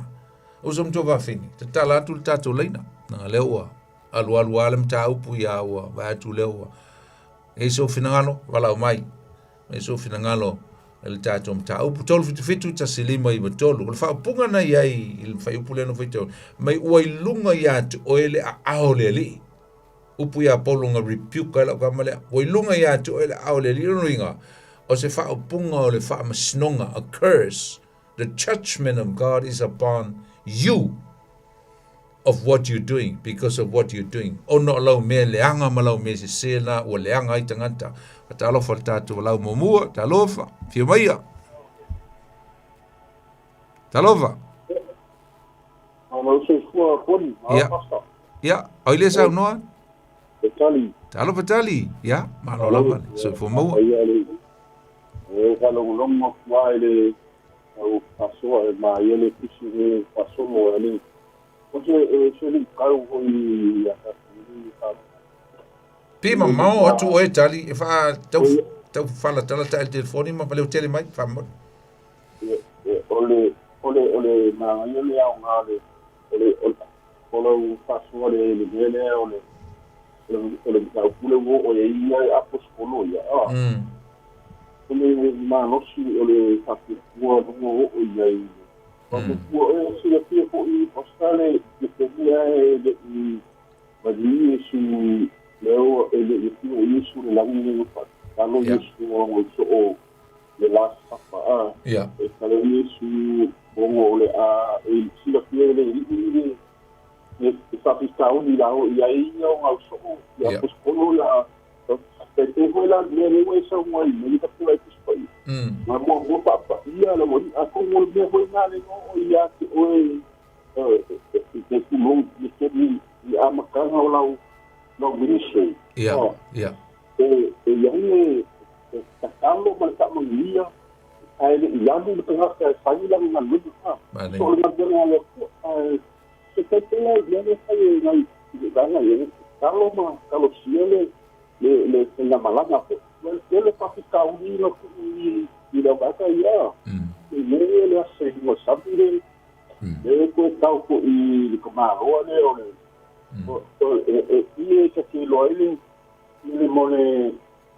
mole o taco que lo que está com louco ele aí ele tá a sair como o estabelecía ele foi para lá então foi para lá ele me foi então falta então meio e para fazer eu o sair né ele precisa mais e passa eu falo com ele se eu passou a mão ele já claro o like já tá coisa então ele like o ele o povo mas aqueles de estabelecía eu falar ele fica aqui o capulanga sa apoia le no falou foi ele meu langa sa ele já monila so ele o capital e o ele para a pulone ele sai de sabe ole taukala ku le leanga ole kia mo ne ale yo o ye yo langa yo o le leanga o langa le Maria Ela o bele o le foi chi ava mama foi o le o yanga ya o ka o ye shi bona sa yanga ya Maria ya se le afecta pero la ka ku ya ama ni ga ai te le lava ku mo ele tai la batali mana ia fa so pa lo fo ya jo le uso le long mai pa tai mo le fa so le fiafi ya fa ni le tu ta tu fo le va ya soltato por clame ya fa mo le amno ai fi vola mai mo le amno le fiafi ta tu por clame ya le na sai po suma tasi suma le lua tu fi feita wina la vale suma le lua fa pe o lo fo I ele sui con sula le mea o faia o le fesili o le hale mea o faia ele ngata o le tia o le tala lea o le savali le o fa longo iai a le upu na o fa tasi ma le fa longa ia po le vavenga foi o le hale mea le o matua I ofo le con sula ma peso soani ai ilona o langa feliua ina ile aso le fa ma waliliu ko solo o tel tonu ya patalo felicitato volau talova abon talova Jake alor se fu maua se fo mo wia ba ye volga ko pai postale de niefia yeleli ya fa malo foi se mo nga nieva ya so yeleli ma yere ka fa so ko so nga bainga usiale nga ke le ale ole I kusenga luanga ari Jake pero ia le ako ko mbai le nga luanga la opos lo mo la uso poli le si de confia ole ka o faro lo de o kalambe le ko kia de sa o so mbai o yonge mari ko e le so o Yesu ola de so ka o ngane ese ia mareko le tu sia le tu le evangelia ese Ioane le sopeli Ioane sepiteo kusa elanga kaupi kau mix up tatou ia ngoi elua o nga lenga o mareko le fai ngo mai le tu stala le tu sia mareko le evangelia e malisiona ingo o John le ale sa wea ile lo foitong o Ioane o Ioane la le o lona fai o mareko Seria le ngai kai pongo o a ko so lo le o jail tato le ko gikia o ko el tato le nga ko foi mai ele mele pe I pafulia le e to foi ai le nga la yanga ese paulo ma pana pa ile malanga lona lua o le se senga la le o ia o Ioane ia le o le so o Yesu le ta o le fatfato Yesu le nei la lo sa te o Yesu te me o Yesu e le sana tusi I tono tusi amene le sana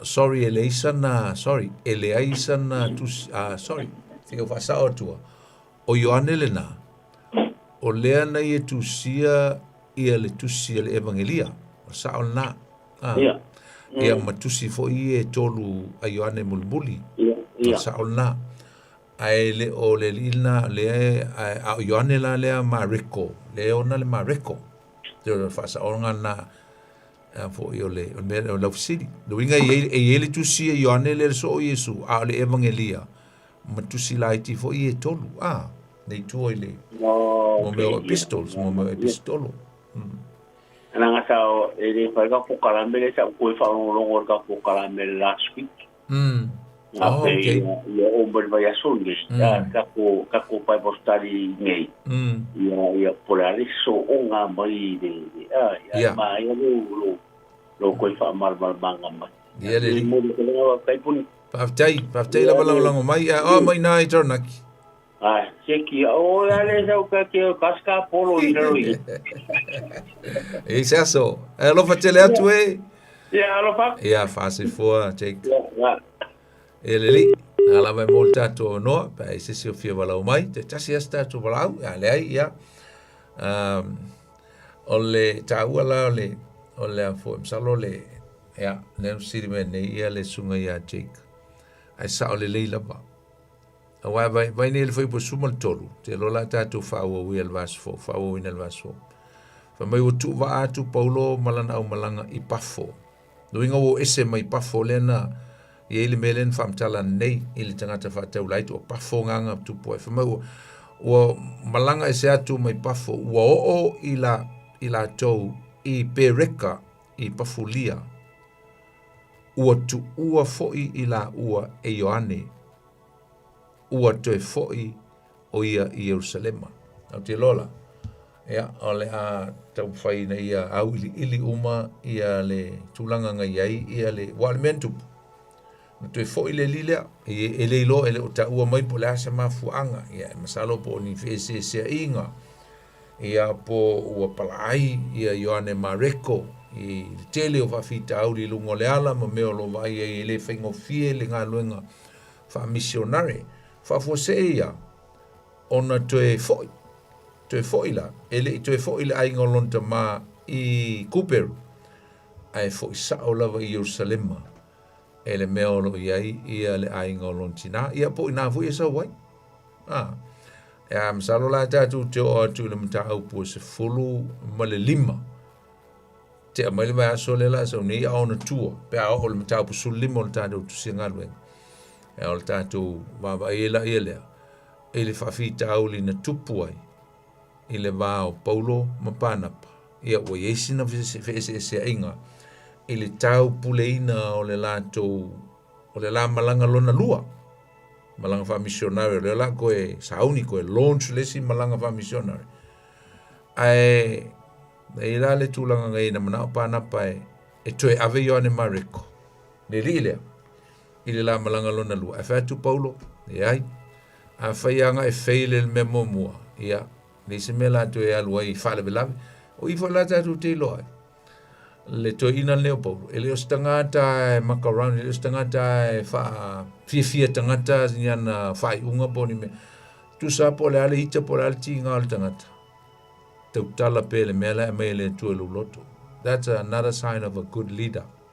You don't entertain man, you don't please man, but please God is better than pleasing man. Fia le tua. Ele I fefea Paulo pe pole pe ita panapa ia te mela nan tupu. Le na lai ona o ese loa malanga ia e lua. Ua o loa ia panapa ia malona tausonga o Ioane Mareko. Ua o anga I Lisipito. Ia ai pu ele vaa a Paulo. Malana au malanga fau o le tamau sila. Ia, mamalanga loanga I Lisipito. Ia, te oso mal tatu wala au a sau. Mol wala au. Ia, watalo fatu le tatu wala au lea. Talofa. Talofa. Tatu wala, nei tatu wala au a sau. Talofa. Ia. Wala valon. E wala valon na langa uma taimi. Talofa. Oi. Talofa, oi oli, oi. Oi. Ya. O fiu fa kalo paku. Kele mau aku lelele ngaro mau aku ya Paulo a. Ya. Tau no malo la le o vidi ma fo umal time, o le manga ngofo ele vidi mai ele fo vidi ma umal time. Le ai wa so kama kapel ki o ai ki. Tau no malo la le o umal time. Le la pa pe ko mai manga kulanga ai ka o mai Paulo. Tu ni la o mana malama ia Paulo o liu Paulo. E sa wa vo inga o po e kare po mavolo Paulo Yesu I like the way Paulo say o ia o so tame unga lo Yesu ngai faingo fia Paulo understand e ki o anga friend po kanga ka lo loku ila ula ngona ne ai a la sunga fa fe ngai o liu lo Paulo ran kala lo ko me uma no mau Yesu e va volonga understand pe a Luisa ku kele po o ingu pa ia o fai o fia mal mal ni me lenga Maualonga ka mai malonga I loa I kupa le nganga o Yesu. Paftai lava ori mo lo finangalo. Ia o malta tai paftai mo lo finangalo ne fiafi. E lo fatele atu. Papenga foi la tunga pa kaikele la mula mangua. Ia fase fua. Ia manuia le atu la tunga. Fase fua. Pa. Ia, alo lava le fafong mai na ia tatou folfolanga le fiafi ia famna tu pelta to ang tu spa ia fa Samoa amatai le asumon mulio January to sung fo le Auckland Pacific Bible College. Fia loe o elea ia walau mai ia walau telefoni sunga ia Pastor Tala le olua fitu o ia leo le pule olua fitu balu selau lua fitu lima fitu te faiatu olua fitu balu selau lua fitu lima fitu pa fia siri atili ni mea e winga elea onga fa Samoa le to sung fo ia pola telefoni fo olua tasi olua lima valu tasi fa lima olua tasi olua lima valu tasi fa lima e te wala umayai ia mol tatu wa onga na ia lo mo lava tatu koko Samoa fa afite tele lava ia ila to en fa taula tu koko Samoa to e vili mai ma to e watu foi to e kili watu ia ona ole manei ole koko Samoa ia wala umai ta telefoni na pe a yesisi fia mana mia se koko e fia fa tau koko mata lava vanil fa funganga Samoa ia pa usa o mai le mata ia ese vol mane ol monongi ai wala au malta numero na pe na mi sa koko ia na latu le mori atu lo fale lo morta ia el tatu pese pe ol pese le na watu le vai solente nei e len tatu sunga ia saura sutun tua len fa pa ia sunga mapsang ia le release mai las forele ia pe te mau i lunga le YouTube ile asofarele tangola e suele ta ngoa poni fonuti ile YouTube ia ona maua leo ta pese fai ta pese na la iai ia ta pese folia e fai ngoina ole only Jesus ole ngona ole ta pese festa tu talo afte telelo matu tua ia lava oil nei fiafi uma vole matu mta upu tatu natu lava ia te oe lava e o le fio lava fio pa ia te so ani te fa mal mlama fai loa velo upos fa mnianga moi matu uma fa mnia i tangata mai matu uma lava tu so le mata upu ni fiafi matu tanoina ia fa mnia le fiafi me se foi nei po fo funga uma lava ia mai se ia e o ngā lulu si o matu tunu fa mnia nei vai asom fo fanga matu te felo I was folo manuia te te lo matu ola vi ia pe o Yesu mangalo so matu se ai ia te o lava le vi ingo le fa manu ma le fa ni tanga nei o so uma lava e o lava le fa vau amen yo tatu proclame la leva yaso Samoa e fa moi o le tatu to e felo e foi was fo e le ason fu tal valu tatu proclame o le tutu le penga le loto e mo le taibi pasoi fuia e manuia le fiafi. God bless.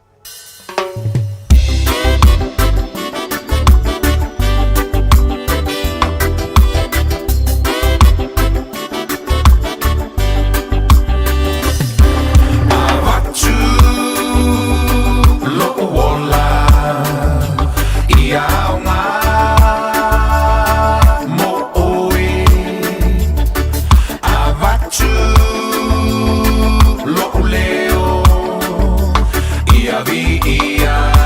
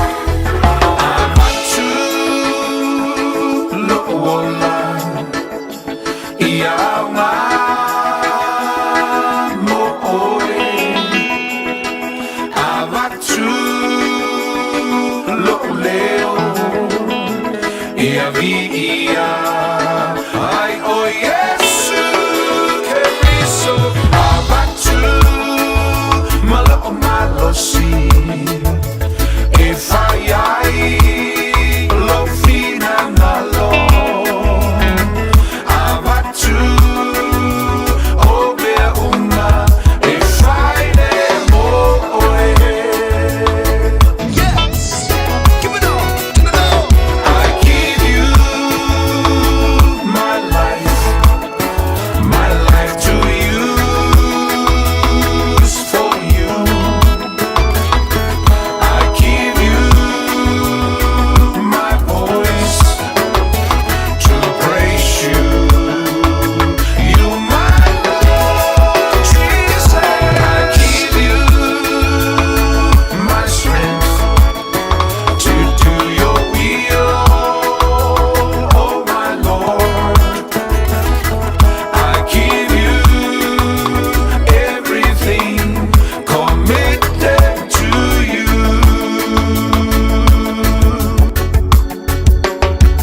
I give you everything committed to you. Avatu obea una e fai le moe. Lewa tulai mai le tātou teimi le nei whaiwanga la whiawhi luas fultolu minuto na tālo leo le tūla e se fulu. Ea maua taulunga tuai ma le tautua ea ale sunga il whawhiangainga a pasta poni fono tima le tātou pon kalame. Ia pe o nei ele nei vaianga le whiawhi ia o le tutula upenga i le loto. O se por kalame masani ai ona e whaafonga ia whiawhi o songa fua o vai aso te tasi le tātou no le valu. Se ia pa ia le afo leiva pe o nei elan tautua ia mpei o na masani ai. Ia wa ele mana tu mwalungo le atu e fo ima le tātou por kalame le na i le aso ngafua o le vai aso asau. Ia pe a tātou waulia i siola ma se malosi mai le atua.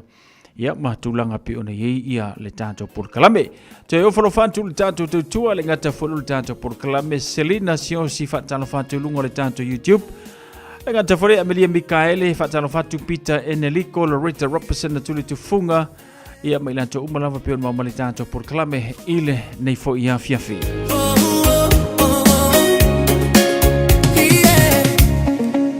Lei se la numona, pochi sale aso, e lei se malama, ua umale aso, lei se fia fia, ua saule mafatia, wa lei se file mua, o la fa lei se tau toto goma liele loto, ua tule ua ti wale toe mafai, na ua maloi matata fema.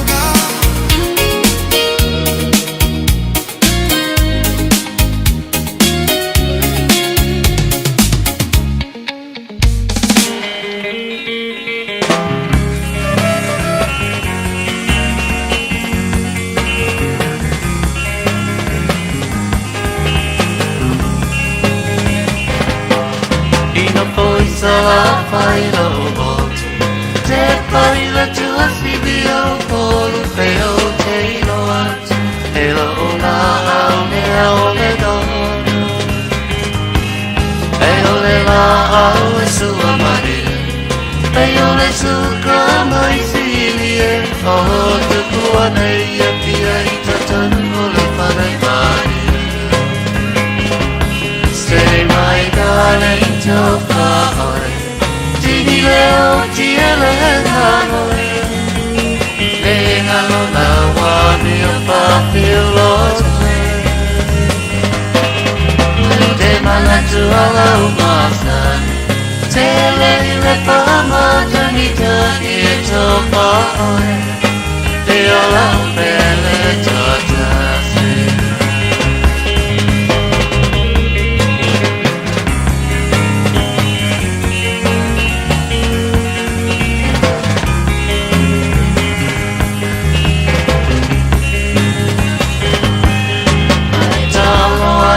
Security, Peo ese moa fiti, se o bolo moe ma se o fate atabeli.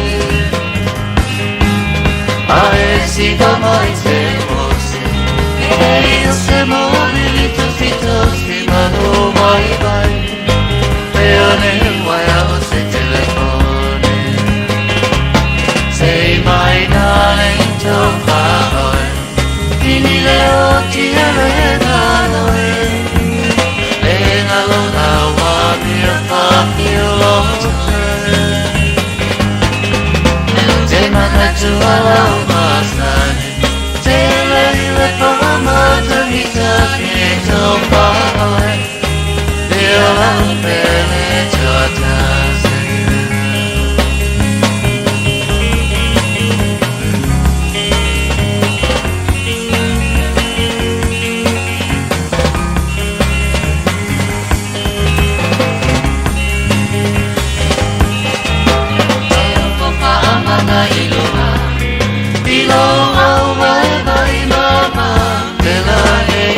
Se fea, se aunei pahana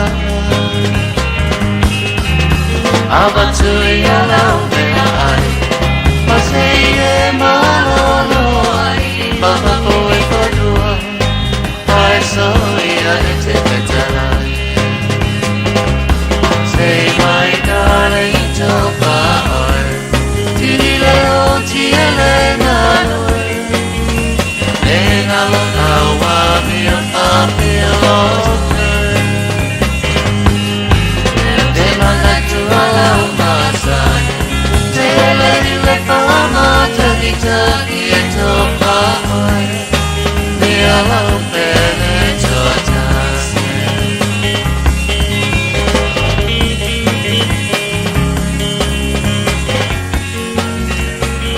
O nai whaafifianga sufi floi mo tātou le nei fwy wangala fiafi mai le penina o tia whaua tawalunga tuai le tātou tautua miso le tātou e waivanga.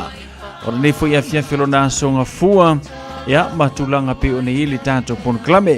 Manuia tele manolonga le nei po, manuia fwy na lausi whea mga wenga le aso a tai au. Whira i tātou le salulu i le lofa maranga le leo le tua ia meise fwy le tāpenato nei whanau i lanto suenga. Ma fai unga wa onga ole nei fo I tau sanga. Manuia manolonga le nei po sau si funu seu fasoi foi a. Say my darling toka oi Tini leo tia le nganoi Le ngalo na wami o papio lote Te manatu ala umazani Te lehi le pamata